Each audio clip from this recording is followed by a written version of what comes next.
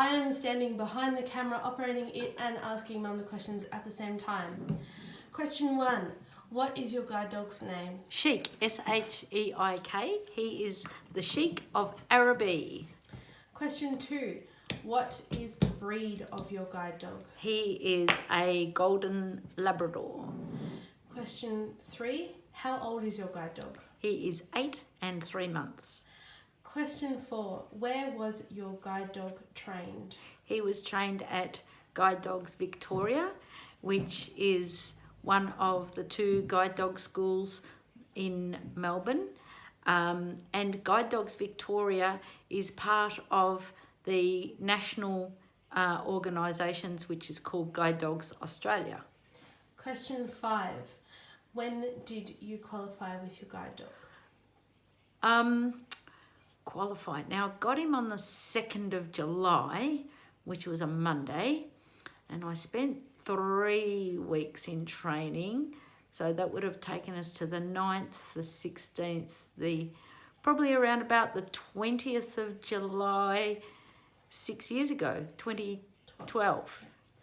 Just a couple of months before I got Darcy. Yes. Question 6. What is she or he your first guide dog? He is my 6th guide dog. He is my first male, and he is the largest of my 6 dogs. Okay, that's a lot of dogs.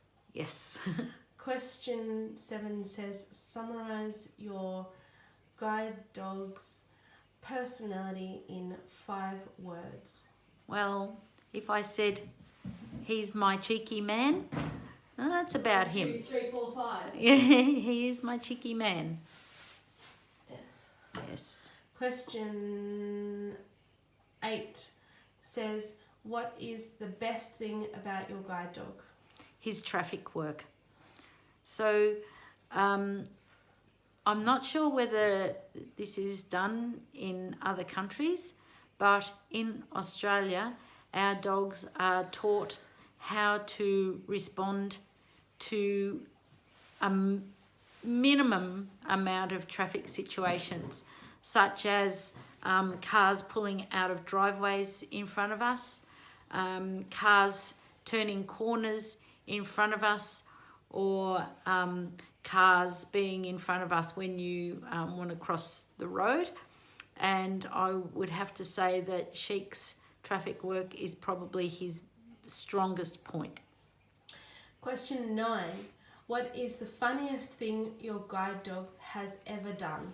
Oh, fallen in a pond which was surrounded by a rose garden, and it was very hard to extract him from the pond because I had to try and encourage him to come through the roses, and they were very spiky and I got all scratched, and yes, it was very interesting. Question 10. Has your guide dog ever got you into any embarrassing situations? Can't remember whether this particular one has, but I'm sure I have been, such as, you know, being taken to a male's toilet instead of the females, or having the dog put his nose in somebody's lap, telling me that that's where there was a seat, or that kind of thing. Yes. Question 11. What is your guide dog like on harness? He's very, very, he concentrates really hard. He loves working. He's extremely happy. He's always wagging. But unfortunately, he is also reasonably strongly dog distracted. But once I can get him back concentrating on me, he's a very diligent and very happy worker. Question 12. What are some of your guide dog's quirks? Whenever you want him to go anywhere or do anything, you have to give him an opportunity to hop up, stretch, and shake. And if you don't get up and stretch and shake, you don't go anywhere. Cool. Question 13.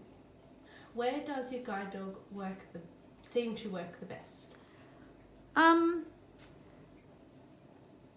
actually works really well everywhere because he's one of the reasons I got him was because I wasn't working when I got him, and I needed him to be able to just follow my instructions and not be too focused on finding specific things or doing the same thing day in, day out.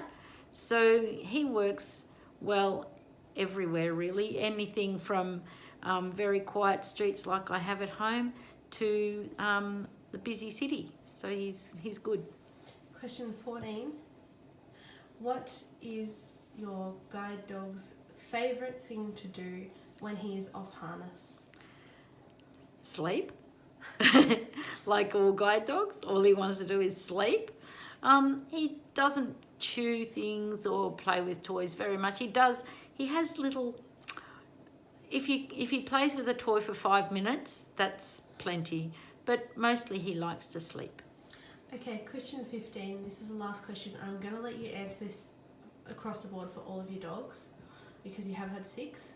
So question 15 says, has your guide dog ever got you... Has your guide dog ever done anything that goes beyond the call of duty? You can answer that for all 6 dogs. Well, I think can't think of anything specific, but my previous dog, my Nerida girl, she was really, really good at unusual places, so the places that we didn't go permanently. So one day, for instance, when we were on a holiday and we were in a town called Kalgoorlie, we left our motel room and went for a walk around the streets. And when we left the motel, we turned left out of the motel and wandered around the streets.